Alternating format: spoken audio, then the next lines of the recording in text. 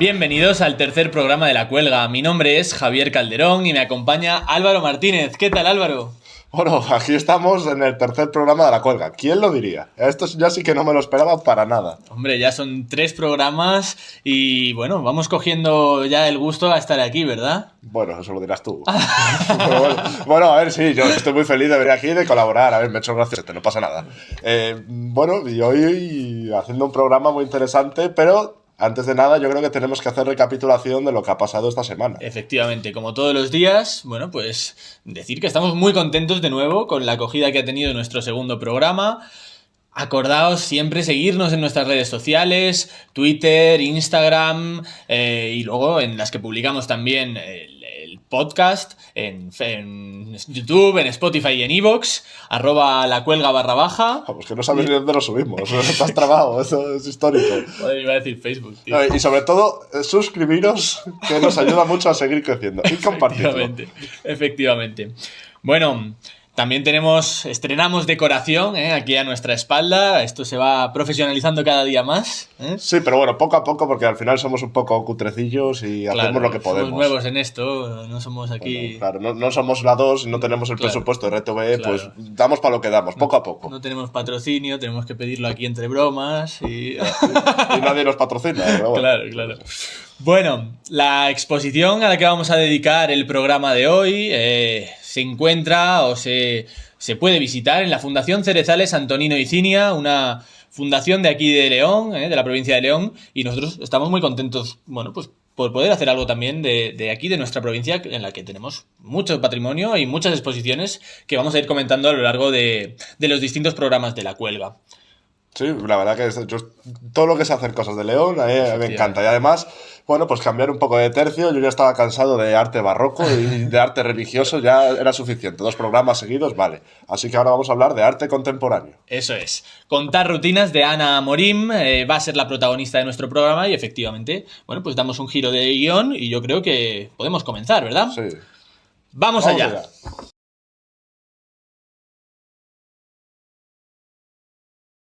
Bueno, hoy tenemos con nosotros a otro de nuestros compañeros de este programa, de este podcast. Bienvenido, Guillermo Martín. ¿Qué tal? ¿Cómo estás? Muy bien, encantado de estar aquí hoy. Así que nada, vamos a ver qué tal va el programa.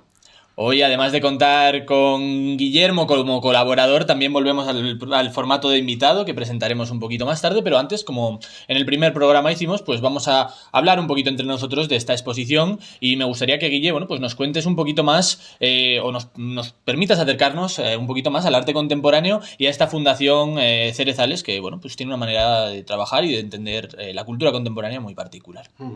Bueno, a ver, hoy el programa la verdad es que requiere un cambio de tercio a lo que lleváis trabajando estos 2 últimos programas. Aún así, creo que del fondo sigue habiendo elementos comunes.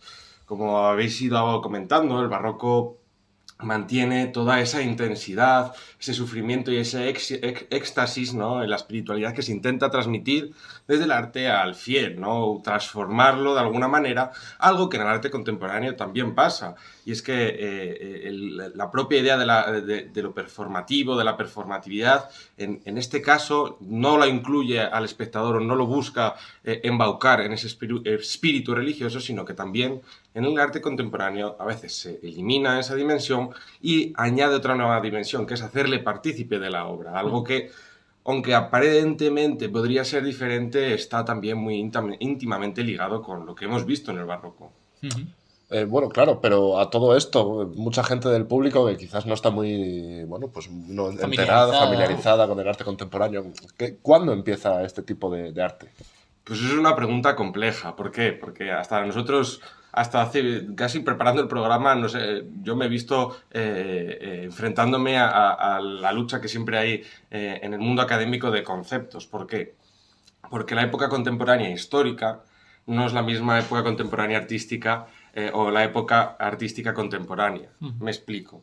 Normalmente nosotros entendemos esa época histórica como el final de la Revolución Francesa y el inicio del siglo XIX, ¿no? Ese cambio, esa ruptura con el antiguo régimen y todas las consecuencias que durante el siglo XIX y luego el siglo XX se siguen aún así viendo. En el arte contemporáneo no, existen manifestaciones durante el finales del siglo XVIII y durante el siglo XIX, pero que aún así mantienen muchos elementos con la tradición, incluso los historicismos no dejan de ser un intento de imitación de todos esos conocimientos anteriores. Existen movimientos de ruptura, de hecho a finales del XIX empiezan lo que se conoce coloquialmente como las vanguardias, esa ruptura de todos los conceptos, de todos los moldes, y en este caso, por ejemplo, un elemento clave es la representación más realista. O sea, el realismo desaparece con un elemento clave, pero que todavía no estamos hablando de arte contemporáneo, esto que quede claro. En el siglo XIX aparece la cámara. La cámara fotográfica permite hacer una representación objetiva de lo que está viendo, o aparentemente objetiva, se podría discutir, de lo que está viendo el espectador. Y de alguna manera lo petrifica de una manera mucho más rápida y mucho más adecuada que la pintura. La pintura hasta cierto punto pierde ese valor y inicia un periodo de investigación que durante el siglo XIX, finales del siglo XIX y inicios del XX, como digo, corresponde a las vanguardias, no solo la pintura, en todas las grandes artes o esas bellas artes que normalmente conocemos como arquitectura, pintura y escultura, esa famosa tríada. Pero, como ya he dicho, el arte contemporáneo tampoco empieza ahí. Y es que normalmente nos hemos dado cuenta que, es un elemento que viene también un poco del mundo anglosajón, pero es hablar del arte contemporáneo, sobre todo tras la Segunda Guerra Mundial, que aunque en el primer cuarto del siglo XX hay ruptura, no sería hasta la Segunda Guerra Mundial donde realmente exista un cambio sustancial en todas las artes. Bueno, y Guille, cuéntanos un poquito cuáles son realmente las claves del arte contemporáneo para comprenderlo, pues eso, llegas a esta exposición, a una fundación como esta, y qué tienes que saber para comprender un poquito lo que estás viendo. Bueno, como un poco a modo de resumen, como ya he dicho, se eliminan esos grandes discursos generales, esa idea de un avance continuo en la historia, sobre todo después de la Segunda Guerra Mundial. Eso, por otra parte, lleva a una idea muchas veces de pesimismo, ese shock hace que todo ese pensamiento, esa configuración que teníamos mental de un avance racional hacia adelante, se frene, ya no exista. Entonces, pues cuando uno toma esa afirmación y empieza a asumirla, pues al principio la evita. Usa, por ejemplo, métodos como la ironía o, por ejemplo, también intenta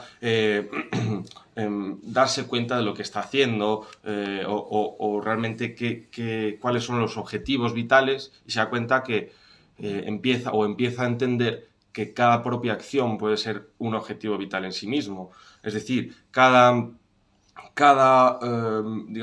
movimiento se puede convertir en artístico.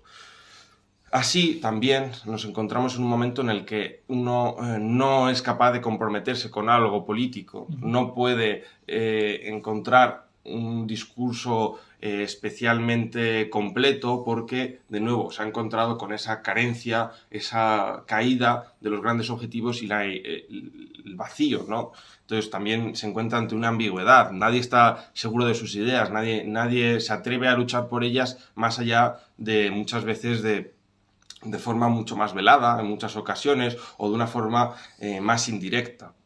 Así también el arte deja de tener por qué ser bello, y esto es un elemento clave que vamos a ir viendo sobre todo de cara a la exposición y a este pensamiento contemporáneo. El arte deja de ser bello y también deja de ser tangible. ¿Por qué? Ya hemos encontrado el método de reproducción de la realidad. Ahora esas artes empiezan a trabajar sobre planos mucho más abstractos, empiezan a reflexionar sobre sí mismas, y en esa propia reflexión poco a poco también se va ampliando a otros métodos, por ejemplo, a otras artes. La música, por ejemplo, también empieza a reflexionar sobre sus propios métodos de construcción. La idea de las grabaciones musicales también permite cambiar o generar nuevos discursos. Todo ello hace que los cánones habituales se empiecen a resquebrajar. Y en ese cambiar poco a poco la obra y encontrar también tantas reproducciones, y hay un elemento clave que igual no he comentado lo suficiente, que es que las masas, o se empieza a generar una cultura de masas. Eso ya pasa desde el principio del siglo XX, y lo podemos ver en autores, por ejemplo, que suenen, y un autor español como Ortega y Gasset. Y esa idea de las masas, esa idea de arte popular, ¿no? La existencia, empiezan a aparecer manifestaciones de carácter general, universal, para todo el mundo, se empiezan también, después de la Segunda Guerra Mundial, a entremezclarse con lo que se supone que son las bellas artes. Hemos dicho que esos discursos empiezan por una parte, a hacerse cada vez más abstractos, o empiezan a perder ese carácter de bello, ese carácter de tangible, es decir, de obras fijas, y también empiezan a mezclarse con esas obras o esas creaciones que normalmente hemos establecido como de carácter popular. Empieza a haber reflexiones en las cuales se preguntan sobre la jerarquía, sobre esos discursos de nuevo generales, esa idea de que existe un orden en la naturaleza y preguntarse si realmente existe. Y es en ese mundo donde lo cotidiano también adquiere un nuevo valor. Ese valor y esa mezcla con el arte es lo que también vamos a ver claramente hoy en la exposición de Ana Morín. Cómo cada acción, esto bueno, es un resumen a muy grandes rasgos y sin obras concretas, por lo que también puede parecer muy, muy abstracto, pero el propio acto de vivir, ¿no? Puede ser incluso convertirse en las acciones más cotidianas en un elemento más artístico y sobre todo implicando muchas veces al espectador que se va a acercar a esas obras y ya no va a ser un elemento pasivo, sino que se va a convertir en un elemento activo. Bien, efectivamente hay una ruptura un poquito de esa idea del artista genio también, cualquiera, ¿no? Y en su propia cotidianidad, como decíamos, puede ser artista, y yo creo que ha quedado bastante claro qué es o cuáles son las claves que tenemos que tener en cuenta para poder seguir avanzando en este programa. Así que, bueno, pues muchísimas gracias, Guille, por esta introducción que yo creo que va a permitir a nuestros espectadores comprender un poquito mejor eso, todos los temas que vamos a tratar ahora después. Y yo creo que sin más dilación, pues vamos a hablar un poquito de la Fundación Cerezales Antonino y Cinia, que comentábamos anteriormente y que, bueno, pues tiene su sede en Cerezales del Condado, un pueblo de la provincia de León. Sí, bueno, la Fundación Antonino y Cinia, creo que lo primero que se preguntará uno es ¿por qué lleva esos nombres? ¿No? ¿Quiénes son Antonino y quién es Cinia? ¿No? Antonino Fernández y Cinia fue un matrimonio que emigró de León a México en el 1949 y empezó a trabajar en ese estado de México en una empresa que probablemente no nos suene con el Grupo Modelo, pero que probablemente también a todo el mundo le suene por su cerveza La Coronita. Antonino consiguió un gran puesto dentro de la empresa y, bueno, pues a lo largo de los años tenía una inquietud y tras jubilarse, acabar su periodo laboral, en 2008 decidió volver a Cerezales del Condado, el cual había abandonado, como estamos diciendo, en 1949. Se vio sintió una responsabilidad vital y decidió, en primer lugar, en ese 2008, reparar el pueblo, reparar las carreteras, reparar todo el mobiliario urbano y, en segundo lugar, una vez había satisfecho esas demandas más primarias, pensó que también un elemento clave sería el de las demandas en función a la cultura. Reparó primero las escuelas, las antiguas escuelas, donde inició el germen de lo que se conoce hoy como Fundación Antonino y Cinia, que es una institución cultural, es una institución que abarca un gran número de manifestaciones, que ya lleva más, si no me equivoco, más de 15 años. De 2008 a hoy hay más de, no sé ni cuántos hay, ¿no? 16. Sí. Y además, ya en este recientemente, en 2018, inauguró una nueva sede detrás de las escuelas, porque hay que recordar también que las escuelas son del pueblo y ellos querían encontrar un espacio para poder desarrollar también una actividad a un mayor nivel. En este caso estrenaron el nuevo edificio, que todo el mundo, y luego vamos a ver fotos de él, el nuevo edificio donde emplazan, en este caso, las exposiciones, hacen eventos musicales, hacen talleres de toda clase y condición y, bueno, un gran número de actividades que realmente dinamizan la cultura en el entorno rural y sobre todo también a nivel local y casi a nivel global, ¿no? En cuanto a la repercusión de muchas de sus actividades. Claro, ¿y qué es exactamente lo que hace tan especial a esta fundación? Bueno, eso solo lo puede hacer uno lo puede ver uno cuando está allí. Si nos referimos un poco ya entrando en el camino de la exposición a la sala expositiva, que es uno de los 3 grandes espacios que tiene este nuevo edificio, como ya os he indicado, detrás de las escuelas en el pueblo de Cerezales, es una gran sala rectangular con sus 2 lados cortos compuestos por una gran, abiertos, ¿no? Y tapados por vidrio, lo cual nos permite también una visión mucho más amplia del campo y los terrenos aledaños, y a su vez es un espacio especialmente límpido, ¿no? Podríamos decir, es un espacio muy cuidado en cuanto a tener un gran espacio y aprovechar ese espacio para que todo el mundo pueda respirar, tanto las obras que se exponen como los propios espectadores sientan ese carácter diáfano, ese carácter abierto del espacio, algo muy diferente o bastante diferencial en cuanto a otras salas expositivas, que a veces uno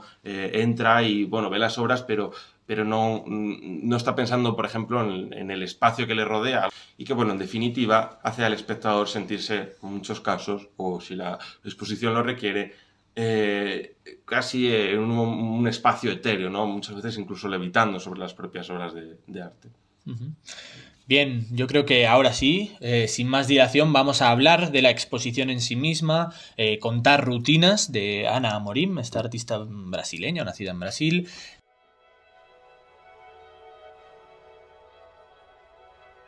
Bueno, continuamos con el tercer programa de La Cuelga y ahora, como podéis ver, cada vez se nos está yendo más participantes, estamos menos la resistencia. Van alternando y encima ya van desapareciendo, ya vamos perdiendo integrantes, no sabemos ni dónde están. Bueno, ¿qué se le va a hacer? Bueno, ahora, claro, ya vamos a hablar, previamente dicho, de esta exposición que se está celebrando o que está teniendo lugar en la Fundación Cerezales, en Cerezales del Condado, en la provincia de León, que se titula Contar rutinas. Y que vamos a tener hasta el 9 de marzo en dicho espacio.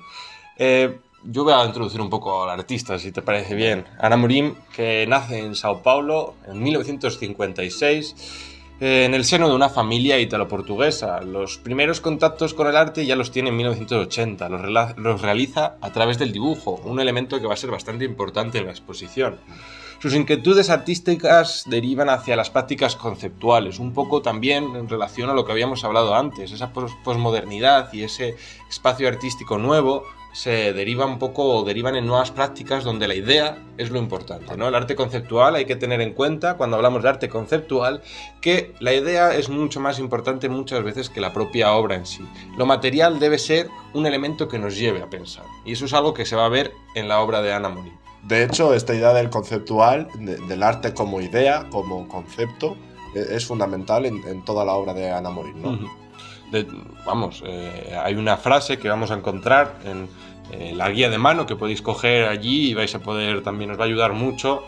La verdad es que es bastante amplia, yo creo que de las más largas que he visto, que nos va a ayudar mucho a entender los discursos que se trabajan dentro de la exposición.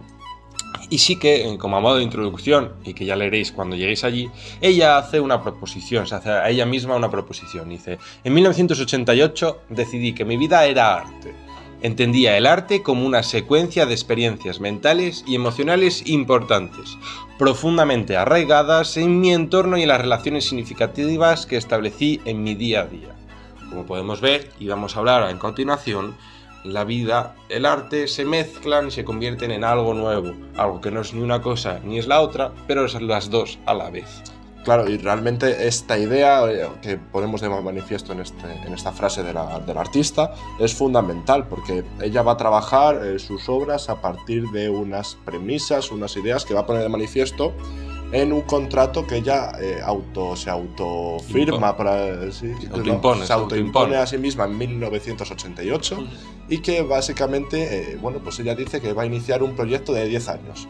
Un proyecto de 10 años en los que cada noche, al finalizar cada día, va a realizar un mapa conceptual de una manera rápida, a través del dibujo, en el que rápidamente ella haga un repaso de aquellos lugares a los que ha ido, sus estados de ánimo.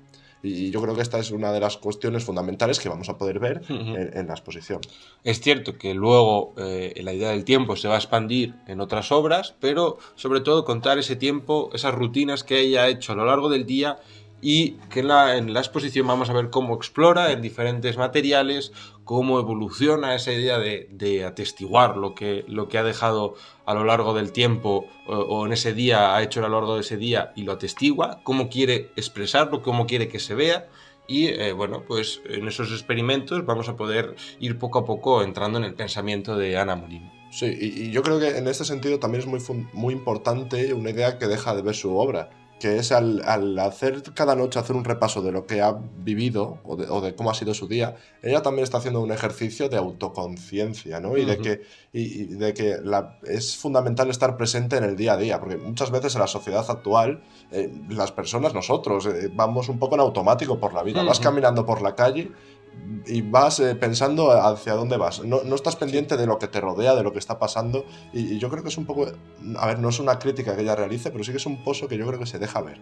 Sí, sobre todo nosotros ya, las generaciones jóvenes que tenemos tan a veces, incluso el uso de redes sociales, este tipo de elementos que muchas veces nos abstraen de la propia realidad más material, pues con esta obra nos ayuda a reencontrarnos con el propósito de cada día, ¿no? Un poco, o más que el propósito, el poder hacer las cosas conscientemente. Claro, el ser consciente de que estás vivo, ¿no? De que estás en el día a día, en un entorno. Que estás simplemente estás. Sí. Y eso va también muy en relación con el otro tipo de obra que ella trabaja, que es a través de la performance, ¿no? Bueno, ¿cómo explicarías el concepto performance?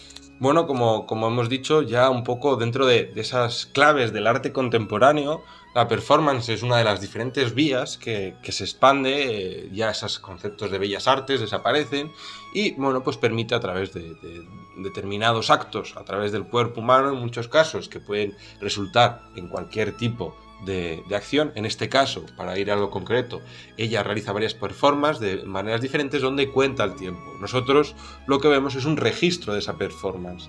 Lo importante en este caso y en la performance muchas veces es el proceso. El elemento clave es el proceso. ¿Qué hace? Ella cuenta cuenta segundos, pues los cuenta, nosotros vemos lo que ha quedado, el cuaderno con los segundos contados, pero lo importante es, o lo que debemos entender dentro de la obra que es relevante, es ese proceso, el pensar, hacer eso y hacerlo, ¿no? Y la realización. Bueno, con una cuestión de contar segundos que estás viviendo al final, ¿no? En la exposición hay una obra que básicamente ella está pues recapitulando los minutos, los segundos, bueno, los minutos los y podemos los días, ver, los podemos ver en el cuaderno. Eso, los minutos y horas que ella está viva, que ella ha vivido. Porque, y luego, es verdad que luego atraviesa ya otros conceptos más políticos, pero bueno, yo creo que eso también... Claro, pero también conforme avanza su obra, porque al final Anna Morin nace en el 58 en Sao Paulo, es una artista de unos 70 años en la actualidad, más o menos. En el 56. En el 56, bueno, lo siento, me equivoco. Un par de años arriba abajo, no pasa nada. Pero quería hacer 2 años más joven. Bueno, eso solo tienes que decir a ella.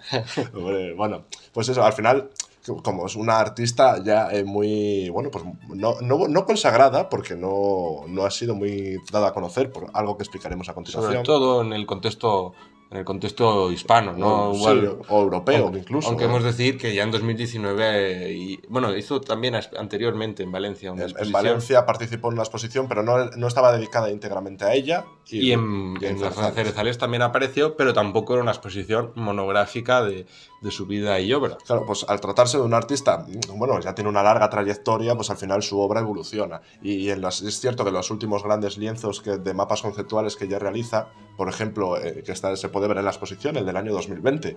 Claro, recordad todos lo que pasó en el año 2020. Es un año, bueno, pues de muchas subidas y más bien bajadas. Sí.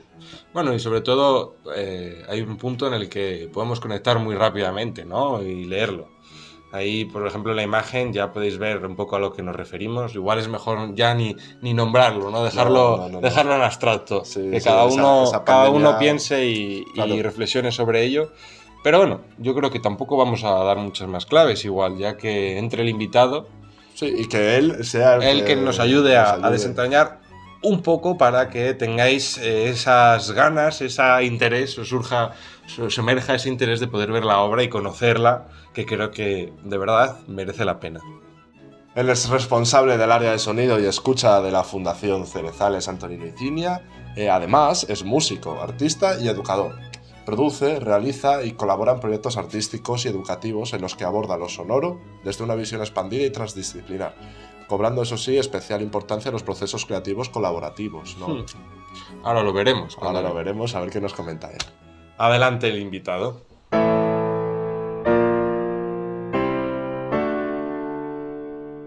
Bueno, ¿qué tal? ¿Cómo estás, Luis? Bueno, pues buenos días, buenas tardes y muchas gracias por habernos invitado o por haberme invitado en este caso. Bueno, a modo de introducción personal y una pregunta que esperamos que no sea trampa. ¿Qué significa en tu descripción dentro de la página de Cerezales? Hablas de que tú abordas lo sonoro desde una visión expandida y transdisciplinar. Para alguien que no conozca o no esté todavía familiarizado con los discursos contemporáneos, ¿qué quiere decir esto? ¿Dónde entras? Bueno, por dar una pequeña pincelada antes de eso, la Fundación Cerezales Antonino y Cinia, vosotros sabéis que es una institución cultural sin ánimo de lucro que está en Cerezales del Condado y que trabajamos entre las intersecciones entre arte y cultura contemporánea, sonido y escucha y etnoeducación. En este sentido, abordar lo sonoro desde una dimensión expandida, tiene que ver, por un lado, con que no hay una visión o una aproximación desde una idea de música, que sería... no es que esté enunciado desde la negación, pero es verdad que normalmente, como cuando alguien piensa, una de las variantes o vertientes que las personas pensamos cuando pensamos en sonido organizados en música, entonces no aborda más cosas que lo que entenderíamos tradicionalmente como música. Tiene que ver con el sonido grabado, tiene que ver con el sonido emitido, tiene que ver con todo aquello que quizás perspectivas más tradicionales de lo que es la música no consideraran música. Por el contrario, otras perspectivas más contemporáneas, pero bueno, que en este caso vienen ya desde hace más de 70 años, sí considerarían música. Bueno, es una cuestión terminológica compleja, pero básicamente hablar de sonido y hablar de escucha tiene que ver con hablar de una forma de estar en el mundo. Tiene que ver con una forma de estar a la escucha, es decir, como estar permeable y atenta a lo que puede suceder, que puede tener que ver con las prácticas artísticas directamente o puede no tener que ver con las prácticas artísticas. Entonces relaciona toda esta cuestión de lo sonoro con una forma de estar y con una perspectiva, y que además el área es de sonido y escucha, y porque digamos como que el acercamiento tiene que ver con eso, con el sonido y con la escucha, porque también se centra en la idea de escuchar, no solo en la idea de emitir, ¿no? Normalmente como que se pondría el foco quizás en la emisión del sonido, ya fuera alguien tocando un instrumento o alguien hablando, como yo ahora mismo, pero se intenta poner el foco también en la escucha, es decir, en la percepción, en la recepción y en todas las, digamos, perspectivas que se pueden generar desde esa teoría de la recepción, desde la escucha, y también qué tipo de relaciones se pueden establecer desde la escucha. Otra de las ideas fundamentales, ¿no?, de la Fundación Cerezales es quizás esa relación con el medio, ¿no? Con Cerezales del Condado, con el entorno natural, rural, ¿no? Bueno, en este sentido, ¿cómo se desarrolla el arte contemporáneo en este medio rural? Pues de manera bastante natural, a mi juicio. Bueno, sabéis que la institución surge hace 15 años por iniciativa de un vecino del pueblo que había emigrado en los años 40 del siglo pasado, Antonino Fernández, y el proyecto inicialmente surge en torno a las escuelas de Cerezales, un edificio de los años 30 que fue utilizado como escuela hasta mediados de los años 70 y que después, pues, por una cuestión de despoblación del segundo éxodo rural, pasa a ser un edificio, bueno, que se utiliza de teleclub, de usos múltiples, hasta que en un momento dado se clausura por una cuestión de conservación del edificio, de que está en muy mal estado, ¿no?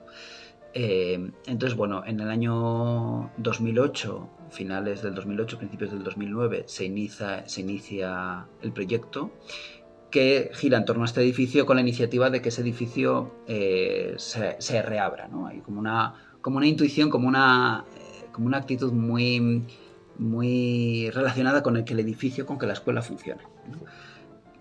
Pronto la familia de Antonino le lleva hacia una idea de que no tiene mucho sentido que la escuela sea la escuela, porque el hecho de rehabilitarla no la va a convertir en la escuela no va a llenarla de niños, y se convierte en un proyecto que tiene que ver con las prácticas artísticas, con la cultura y sobre todo con una perspectiva de lo educativo más amplia, ¿no? que abarca no solo a todos los públicos, sino a distintas perspectivas que no tienen que ver solo con la educación formal, ¿no?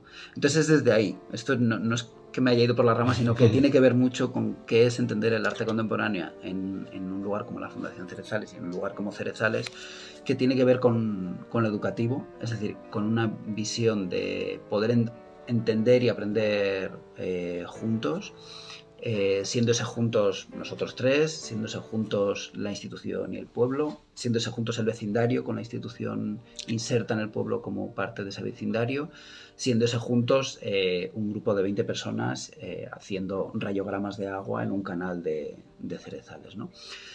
Hay una cosa que atraviesa todo esto que tiene que ver con... sí, claro, con las prácticas artísticas y con esa perspectiva de lo educativo, pero que tiene que ver con intentar entender, o más que entender, intentar generar conocimiento en torno a lo que es habitar un lugar como Cerezales, ¿no?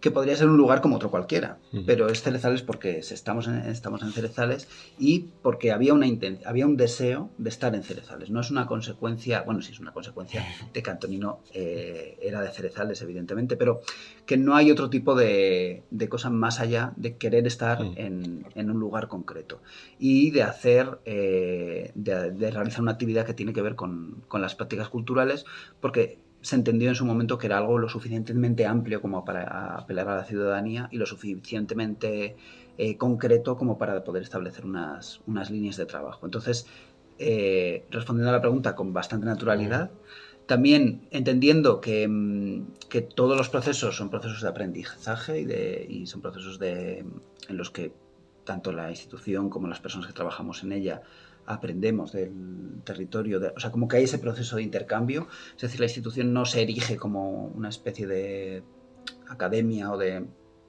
torre de marfil que le va a enseñar a las personas del territorio lo que es el arte contemporáneo o lo que es la música, ni mucho menos, sino que se percibe, o nosotros lo percibimos, lo intentamos enunciar desde una perspectiva de diálogo, de establecer un lugar de encuentro a través de las prácticas artísticas, y también de manera muy natural, como con los temas y las cuestiones que se abordan con los diferentes artistas y profesionales que trabajan por allí, entendiendo también la relevancia que tiene el territorio, ¿no? Eso puedo decir. No sé si contestar a la pregunta. Yo creo que sí, sobre todo creo que para la gente que no ha estado en Cerezales también tiene que ser una invitación para que pueda ir. De hecho, tú con esta exposición ha sido tu primera vez. Sí, nosotros fuimos, bueno, pues hace 2 días, un grupo de los que trabajamos aquí en La Cuelga, y la verdad que nos encantó. El propio edificio, la forma de trabajar, y yo creo que también la exposición que hoy presentamos y de la que hoy estamos hablando. Y yo creo que ya podemos pasar a hablar un poquito más sobre ella. Y bueno, sabemos que no eres el comisario, pero sí que has estado colaborando desde dentro de la organización de la misma. Claro. ¿Cómo se plantea una exposición de este tipo, ¿no? Con obra, pues un artista como Ana Morim? Bueno, en el caso del programa expositivo, como es habitual también en muchas instituciones, claro, la antelación es clave, ¿no? Como que hay un proceso de trabajo que se extiende entre 1 año y medio y 3 años, dependiendo de antelación respecto al montaje de la exposición, dependiendo, por supuesto, de exposiciones con unas capas de complejidad mayor o con un mayor número de artistas, que también a veces complejiza. Entonces, esa antelación de entre 1 año y medio y 3 años, que suele ser pues, de media 2 años de antelación, es lo que marca. O sea, esto es importante recalcarlo porque, claro, es una de las claves. O sea, primero, por supuesto, tener un equipo profesionalizado. El equipo de montaje la fundación tiene equipo de montaje propio, tiene equipo de comunicación propio, tiene equipo de educación propio. Esto es clave porque además, en mi experiencia, no es común en las instituciones culturales. Siempre hay algo que está subcontratado y en este caso no es así.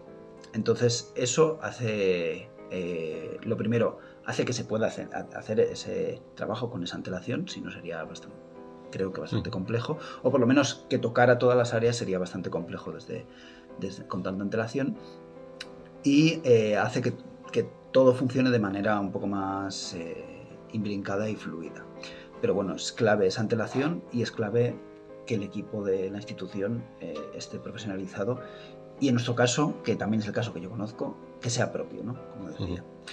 En el caso de la exposición Contrarrutinas de Ana Morín, el diálogo empieza a través de Jorge Blasco, que es el comisario de la exposición, con el que la fundación, con el que nosotros ya habíamos trabajado con anterioridad, la última vez en Mesuras, que fue una exposición que hicimos en 2019, una exposición colectiva que también comisarió Jorge, y anteriormente Jorge había colaborado en otros procesos que tenían que ver más relacionados con el archivo, como territorio archivo o como el diseño específico del gestor archivo que utilizamos en la fundación todavía a día de hoy, ¿no? Esto ya fue como un proceso hace varios años.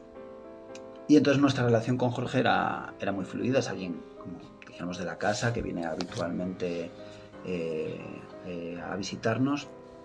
Y entonces, bueno, la conversación surge a través de Jorge. En esa exposición que os contaba en Mesuras, que fue esta colectiva en 2019, ya había una obra de Ana Morín. Entonces, nosotros ya conocíamos la obra de Ana, Jorge ya evidentemente conocía la obra de Ana, y ya en ese momento ya había tenido cierto diálogo con ella. Esta colectiva era una colectiva, no recuerdo ahora exactamente, pero bueno, de varios artistas, por lo menos no recuerdo si eran 10 o 12 artistas. O sea que en una colectiva así a veces el diálogo con todos los artistas no es tan estrecho, pero en el caso concreto de Ana sí había hablado ya con ella y ya tenía como ese contacto, y es así como empieza, ¿no? Por un lado con la antelación, con la profesionalización del equipo y con el diálogo con colaboradores y personas afines con las que se trabaja con naturalidad, ¿no? Hay un elemento bastante curioso, ¿no? en esta exposición en concreto, que es un poco de tipo monográfico, en el sentido de que solo de Ana, es un poco redondeando su vida y también su vida artística, y que en este caso coinciden de una manera bastante clave, ¿no? Trayecto vital y trayecto artístico, y se convierten en una sola cosa, como hemos comentado antes. ¿Cómo podrías explicar esto a alguien que se acaba de aparecer en la sala central y ve un conjunto, parece ser de mapas, de líneas, y no acaba de entender qué está pasando, ¿no? ¿Por qué esto tiene que estar aquí? ¿O qué quiere decir? ¿Por qué se relaciona una cosa con otra?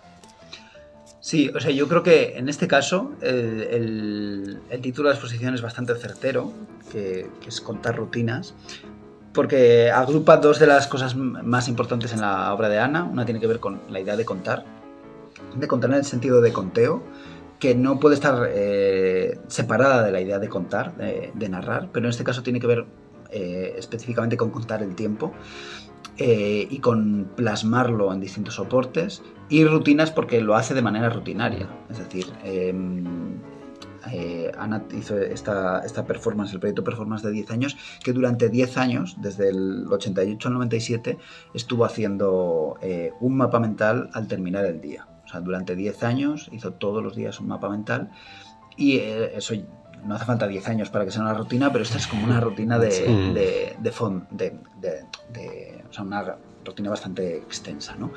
Entonces, yo, como en líneas generales, sin querer dar un total de lo que es la exposición es una exposición individual, como decís, de Ana Morín, en la que la idea de la rutina y de la idea de contar y la idea del compromiso como artista con esa rutina, que tiene que ver con un compromiso político y tiene que ver con que el acto mismo de contar ya es político, porque en una sociedad, digamos, como hiperproductivista, el acto simple de ponerse, como en otra de las obras tuvo, que hacía durante 1 hora al día, ¿no? Como solamente contar segundos, solamente y especialmente, ¿no? Contar segundos, como un acto de contar, pero desligándolo de esa idea productivista que normalmente tiene el término contar, ¿no? Que tiene que ver con la acumulación, sino en este caso como contar por contar, es clave en el trabajo de Ana.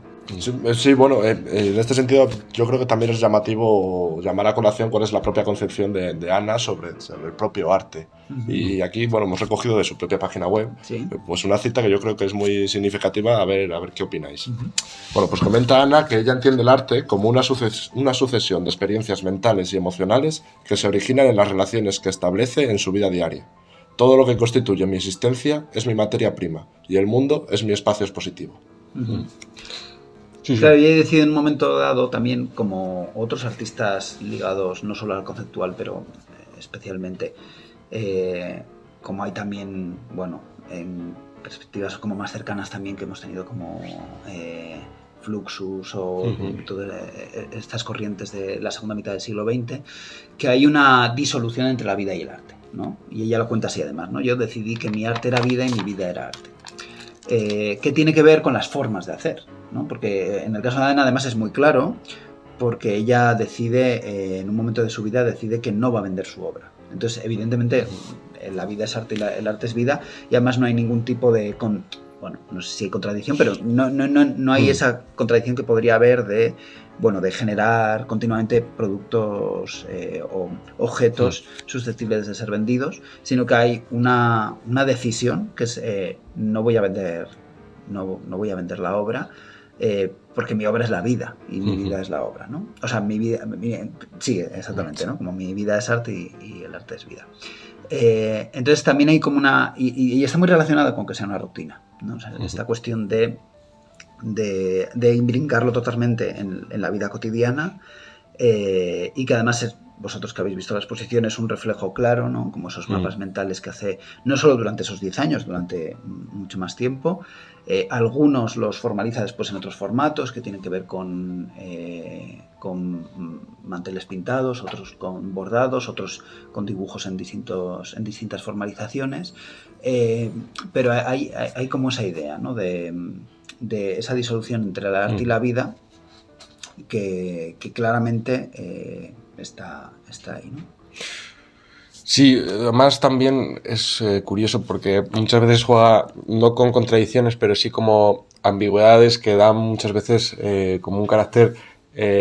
Una vez entras en ese mundo, empiezas a plantearte muchas más cosas. Algunas de sus performances que hacen en sitios específicos, empieza a contar por ejemplo, es que no me acuerdo exactamente donde hay un desastre ahora mismo, realiza una donde ha habido un desastre, un desastre, bueno, natural, ¿no? Porque era un desbordamiento de una presa. Sí. Y juega con ese propio espacio y la idea otra vez de nuevo, como Luis comentaba, de contar de una forma totalmente, a veces incluso aséptica, pero también muy consciente, ¿no? Es hacer muchas veces consciente de todos esos elementos rutinarios, darles una nobleza o ennoblecer toda esa rutina y convertirlo de alguna manera en vida, y así también ese compromiso político que parece como aparece y desaparece, convertirlo en un elemento que tú no veas igual a simple vista, pero que de alguna manera estás absorbiendo, ¿no? En sus obras realmente hay un contexto y una continuidad política que te va emergiendo. Cuanto más vas entrando, más vas notando lo que quiere decirte, ¿no? Y también de alguna manera es esa doble visión, ¿no? De una parte contamos rutinas y otra cosa es como todo lo que emerge, ¿no? De esa rutina. Cuando te vas haciendo más consciente de ello, todo lo que vas viendo, ¿no? Más allá, en ti mismo incluso, ¿no? Yo fue sentarme allí en esa exposición y de repente como cambiar rápidamente de empezar a entender de otra manera también el tiempo, sobre todo en ese choque con el tiempo de producción, de tener que hacer cosas y de repente convertir el tiempo ya en un elemento válido en sí mismo, algo que hablábamos en la parte anterior, con esa también idea de un poco de la posmodernidad, de cambiar, eliminar esos grandes discursos y de repente centrarte en las cosas concretas. Y entonces, un poco en conclusión, nosotros hemos como querido ver igual más allá también y hemos pensado, por ejemplo, en una consecución de roles de género, ¿no? La idea del bordado, algo que estaba, por ejemplo, ya viene desde la propia Odisea, ¿no? Esa idea de Penélope que cose todos los días y descose, ¿no? Una concepción también de una forma de contar el tiempo a través de esa técnica. Yo no sé si realmente esto está en la obra de Ana Morín o es también una idealización nuestra. Evidentemente el bordado como formalización tiene muchas connotaciones, como cualquier formalización por otro lado, ¿no? Pero en el caso de Ana Morim, quizás no está tan relacionada como otras artistas que trabajan más directamente con el bordado de una manera más estructural en su obra, sino en el caso de Ana, como habéis visto y como puede ver la gente que visite la exposición, es una formalización más, ¿no? Es decir, es una idea de buscar distintas formalizaciones a través de las cuales poder contar el tiempo, muy relacionada con el dibujo, porque al fin y al cabo, la materia prima de esos mapas mentales, sea cual sea su formalización mental, siempre es un mapa, que esto no sé si lo hemos dicho, siempre es un mapa que realiza al final del día de una manera bastante rápida, ¿no? O sea, como que cuando hizo este proyecto Performance de 10 años, hablaba de hacerlo en materiales baratos, hacerlo durante todos los días durante 10 años. O sea, es verdad que esto duró 10 años, pero muchas de esas cosas, claro, se quedaron en su forma de hacer después de 10 años. Y había una cosa que tenía que ver con hacer el mapa lo más rápido posible. No tanto por una economía del tiempo, sino por una cuestión de casi muy similar a la escritura automática, ¿no? De muy rápido ese flujo de pensamiento de lo que he hecho hoy para que, digamos, vaya a lo esencial o a lo más sencillo, ¿no? Entonces, como que se me ha quedado del día de hoy en ese sentido, ¿no? Entonces, hay una relación muy directa. Evidentemente, en hacer un bordado de un día no tarda lo mismo que en dibujarlo, tarda más. Entonces, hay una idea, yo creo que de buscar formalizaciones que tengan ese parentesco con el dibujo. Además, ella también había mirado hacia distintos pueblos indígenas como pueblos indígenas que hay en Brasil, o también me recuerda el tipo de formalización mucho, digamos visualmente, no tanto en términos de materialidad, a lo que hacen estos paseos sonoros, las songlines de los aborígenes australianos, como estos mapas sonoros que hay para atravesar el continente australiano y que se pasan de generación en generación y se vuelven acá. Bueno, es una historia larga, pero básicamente también hay formalizaciones físicas de esos mapas y tienen como, no es que sean similares, pero hay como líneas en común, ¿no? Entonces, aunque había, yo creo que una intención de buscar otras formalizaciones, también como otra durabilidad de esos materiales, y también sin olvidarnos, por supuesto, de que Ana es una artista, ¿no? Y que también hay una búsqueda, más allá de establecer unas condiciones, digamos, políticas o conceptuales de su trabajo, también hay una búsqueda en las formalizaciones, y eso en este caso también atraviesa el bordado. Bueno, pues muchas gracias. Vamos a ir terminando, pero antes de ello sí que hablar un poco de las próximas actividades que vais a realizar, un poco en función a la exposición. También cualquier tipo de actividades que vayáis a hacer en la fundación, para invitar a todo el mundo de verdad a ir. Yo es una cosa que recomiendo, que uno a veces, por ejemplo, estando en León, dice hay que alejarse un poco, hay que coger el coche, pero cuando vuelve, vosotros lo podéis comentar, volviendo del coche uno dice qué bien hecho. Vuelve satisfecho de haber pasado allí, bueno, pues el tiempo que cada uno estime oportuno viendo la exposición, 15, media hora, una hora, lo que sea. Y sí, a ver, sí, bueno, pues el llamamiento a que toda esa gente vaya a ver la fundación, ¿no? Sí. Antes os decía que la programación está vinculada a las estaciones, y en muy breve empieza la estación invierno. Publicaremos el programa en pocos días. El programa incluye, por supuesto, la exposición de Ana Morim, que está hasta el marzo, ¿no? 9 de marzo, está el día exacto. Hasta el 9 de marzo, vinculadas a la exposición, por supuesto, la exposición es de visita libre y de acceso libre, de martes a domingo de 12 a 2 y de 4 a 7. Hay visitas guiadas que se pueden concertar con antelación, idealmente con 10 días de antelación, que son cualquier día de diario, o sea, de martes a viernes, y luego un sábado al mes, el último sábado de cada mes. También hay una visita los sábados por la mañana, que también hay que reservar con antelación. Y después, el día 17 de enero, que es viernes, va a haber una presentación de un libro, de este libro, de Ana Morim, Obras, Works, entre 1987 y 2022, a cargo de Álvaro de los Ángeles, que es la persona que ha hecho esta recopilación, y de la propia Ana Morim, que va a venir a acompañarle. Y además de presentar el libro, harán una visita a la exposición. Esto será... Es vuestro momento para también recibir la... Es el viernes 17, quiero recordar que a las 6:30, pero voy a chequearlo. sí, creo que sí, 6:30. Y esta actividad también será con inscripción previa, por una cuestión de aforo, básicamente. Y eso, y después en el resto de áreas y de programas, en breve también, la semana que viene empezamos con los conciertos de Sonidos de Invierno, que hay 3 a lo largo del invierno, sobre todo el centrado cerca de las Navidades, empieza el día 21 de diciembre y acaba el día 5 de enero. Y después hay programas educativos que empiezan en enero, que tienen que ver con comensales, que es un ciclo centrado en el comensalismo y políticas del comer, en labranzas, sobre todo relacionado con el banco de semillas que tenemos en la fundación, GEA, que es un ciclo centrado en la geología y que en esta ocasión tiene que ver con el talco, con mineral que se saca, bueno, en el que había una mina bastante importante en Puebla de Lillo.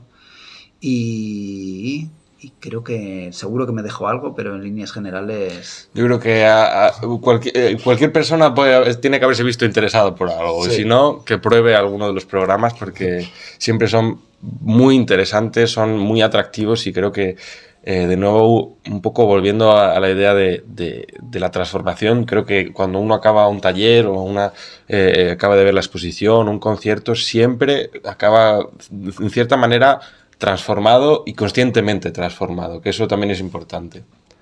Así que nada, muchas gracias y bueno, si queréis, para poder conocer la información, la web, la verdad es que es bastante intuitiva y creo que nadie se va a perder ahí. Muchas gracias. Antes de nada, ya saliéndonos del tema, una pregunta que estamos haciendo a todos los invitados que vienen a la cuelga, que es el nombre de este programa, y bueno, que viene en relación con esta tradición que hay en León de cada cumpleaños de ir regalando una cuelga. Bueno, pues nosotros estamos montando una cuelga particular con aquellos elementos que cada invitado quiere. Así que ahora, Luis, te voy a hacer la pregunta. ¿Qué querrías que estuviera en esta cuelga? Vale. Y que sea factible, Bueno, que sea factible. Claro, tiene que ser relacionado con el universo cuelga, supongo. Claro. Sí, algo que puedas poner en una... Bueno, hubo un invitado que nos dijo que quería queso, así que tú puedes decir lo que quieras. Jolín, esta era la peligrosa, esta era la pregunta mala. Es la pregunta más difícil. Bueno, sí. Yo creo que tendría que haber un chupachus de estos que tiene chicle por dentro. ¿Ya lo teníais? Bueno, hay chupachus, pero no de los de chicle grandes. No, ese no vale. Tiene que ser este que tiene... No recuerdo la marca, pero... Vale, de acuerdo. Sí, vale, me parece para bien. Para el siguiente programa aparecerá por ahí. Sí. Bueno, hasta aquí llega el tercer programa de La Cuelga que hemos dedicado a la Fundación Cerezales y al arte contemporáneo. ¿Qué te ha parecido el programa, Guille? Bueno, ya era hora de cambiar del barroco, ¿eh? Yo creo que al menos una pequeña introducción, un pequeño atisbo ya para los espectadores que puedan cambiar así y ver nuevas perspectivas y sobre todo que no tengan miedo al arte contemporáneo, claro, que eso es lo más importante. El arte contemporáneo es el que más tópicos tiene, al final. Sí, mucha gente dice esto no es para mí, esto no lo entiendo y no, hay que hacer ese esfuerzo por ir más allá e intentar conocerlo. Y poder disfrutarlo también, ¿no? Encontrarse una exposición de esta y de este tipo y tener la tranquilidad de poder ver cosas y aunque estén bien o mal, pero no sufrir por si me estoy equivocando o estoy pensando en otra cosa, algo que a veces también frena a quien quiera entrar. Sí. Y nada, por no alargar más el programa, no nos queda otra que, bueno, pues daros las gracias por vuestra atención y recordad que nos sigáis en redes sociales, en Twitter, @lacuelga_, en Instagram @lacuelga_podcast y, bueno, seguirnos en todas las redes sociales en las que subimos. Que se suscriban a YouTube, porque hay mucha gente que ve el podcast y no se suscribe. Joder, ahora entiendo a los youtubers. Es importante. Sí. Nosotros vemos los números, pero luego... Necesitamos que se materialicen los suscriptores. Se materialice todo. Si queremos especiales de suscriptores, también habrá que suscribirse. Claro, por supuesto, incluso sorteos. Pero necesitaremos suscriptores, evidentemente. Y nada, muchas gracias por vuestra atención. Nos vemos en el siguiente programa. Hasta la próxima.